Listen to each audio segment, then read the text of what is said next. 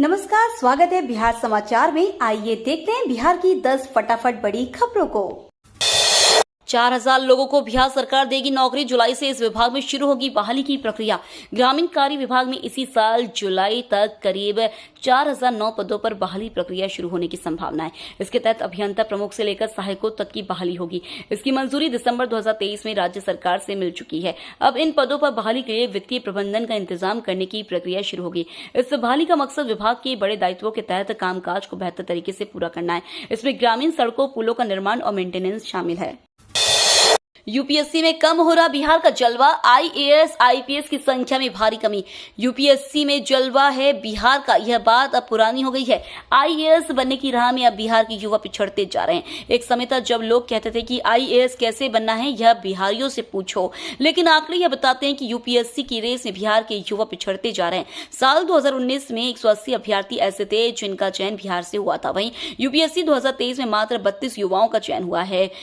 2019 से 2023 में चयनित युवाओं में बिहारियों की संख्या गिरती जा रही है। इस बार ऑल इंडिया टॉप 10 रैंक में राज्य से कोई भी अभ्यर्थी जगह नहीं बना पाया है। तेजस्वी और सहनी के भरोसे कांग्रेस का चुनाव प्रचार। राहुल और प्रियंका गांधी को बिहार के लिए फुर्सत नहीं। लोकसभा चुनाव 2024 में कांग्रेस बिहार की 40 में से 9 सीटों पर चुनाव लड़ रही है, मगर राहुल गांधी, प्रियंका गांधी सरीखे बड़े नेता और कांग्रेस के स्टार प्रचारक बिहार में पार्टी के उम्मीदवारों के पक्ष में चुनाव प्रचार के लिए समय नहीं निकाल पा रहे हैं। इस कारण बिहार में कांग्रेस के उम्मीदवार अपने चुनाव प्रचार के लिए आरजेडी नेता तेजस्वी यादव और वीआईपी प्रमुख मुकेश सहनी के भरोसे बैठे हैं। पूर्व कांग्रेस एमएलसी प्रेम चंद्र मिश्रा ने कहा कि तेजस्वी और सहनी बिना किसी भेदभाव के लिए इंडिया गठबंधन के सभी उम्मीदवारों के पक्ष में मजबूती से प्रचार में जुटे हैं। दोनों नेताओं ने शुरुआती चरणों में किशनगंज, कटिहार और भागलपुर में कांग्रेस प्रत्याशियों के समर्थन में रैलियां की। अब बिहार में छटपटाएंगे पीएफआई और सिमी के गुर्गे। पटना हाईकोर्ट ने दे दिया झटका। वर्ष 2022 में प्रधानमंत्री नरेंद्र मोदी के पटना दौरे के दौरान गड़बड़ी फैलाने और संविधान को पलटकर इस्लामी कानून स्थापित कर देश में सांप्रदायिक सद्भाव बिगाड़ने का षड्यंत्र रचने वाले 5 आरोपितों की अग्रिम जमानत याचिका को पटना हाईकोर्ट ने खारिज कर दिया है। पटना हाईकोर्ट के इस निर्णय से अब इन दोनों संगठनों की मुश्किलें बिहार में बढ़ने वाली है। जज विपुल एम पंचोली एवं न्यायाधीश रमेश चंद मालवीय की खंडपीठ ने मंजर आलम एवं 4 अन्य आरोपितों की आपराधिक अपीलों को खारिज कर दिया। वे सभी प्रतिबंधित संगठन पीपुल्स फ्रंट ऑफ इंडिया और student Islamic movement of India के सदस्य हैं। पवन सिंह के खिलाफ काराकट में प्रचार करेंगी अक्षरा सिंह। भाजपा मंत्री संतोष सिंह का दावा।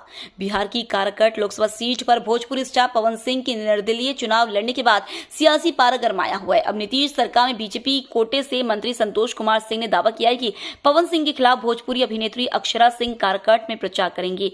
वह एनडीए समर्थित प्रत्याशी राष्ट्रीय लोक मोर्चा के राष्ट्रीय अध्यक्ष उपेंद्र कुशवाहा के समर्थन में वोट मांगने की अपील करते हुए नजर आ सकती हैं। उन्होंने यह भी कहा कि इस बार के चुनाव में खेला होना तय है। पटना म्यूजियम में आग से हड़कंप। बचाव कार्य में जुटी दमकल विभाग। पटना म्यूजियम में भीषण आग लगने से हड़कंप मच गया है। दमकल कर्मी बचाव कार्य में जुटे हैं और आग पर काबू पाने का प्रयास कर रहे हैं। शॉर्ट सर्किट की वजह से म्यूजियम में आग लगने की बात कही जा रही है। वहीं म्यूजियम, गैलरी समेत कई संरक्षित सामान के नुकसान की खबर है। कोतवाली थाना से सटे पटना म्यूजियम के भीतर का रास्ता सकरा होने के कारण दमकल कर्मियों को परेशानी हो रही है। बताया जा रहा है कि म्यूजियम की गंगा गैलरी से आग फैली थी, जो काफी तेजी से विकराल हो गई। पेरोल पर जेल से बाहर आए अनंत सिंह को झटका। हाईकोर्ट ने खारिज की रेगुलर बेल अर्जी।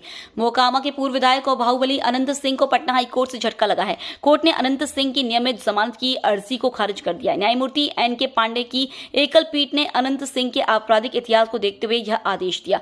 मामला सचिवालय थाना कांड संख्या 54/2015 से जुड़ा हुआ है, जिसमें आर्म्स एक्ट की धारा 25(1)(a), 26(2)/35 के अंतर्गत निचली अदालत के द्वारा 10 वर्ष की कठोर कारावास की सजा के साथ ही आर्म्स एक्ट की धारा 25(1)(a)/35 के तहत 20,000 रुपए का जुर्माना भी लगाया था। तेजस्वी यादव बोले, बेरोजगारी के दर्द के आगे मेरा कमर दर्द कुछ भी नहीं। पीएम मोदी पर जमकर बरसे। बिहार के पूर्व डिप्टी सीएम एवं आरजेडी नेता तेजस्वी यादव ने एक बार फिर प्रधानमंत्री नरेंद्र मोदी पर हमला बोला।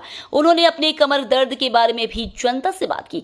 जहानाबाद में आरजेडी प्रत्याशी सुरेंद्र यादव के समर्थन में चुनावी जनसभा को संबोधित करते हुए तेजस्वी ने कहा कि बेरोजगारी के दर्द के आगे उनका कमर दर्द कुछ भी नहीं है। उन्होंने पीएम मोदी को अब तक का सबसे बड़ा झूठा प्रधानमंत्री बताया और कहा कि वह कभी मुद्दे पर बात नहीं करते। बता दें कि तेजस्वी बीते कुछ दिनों से कमर दर्द की समस्या से जूझ रहे हैं।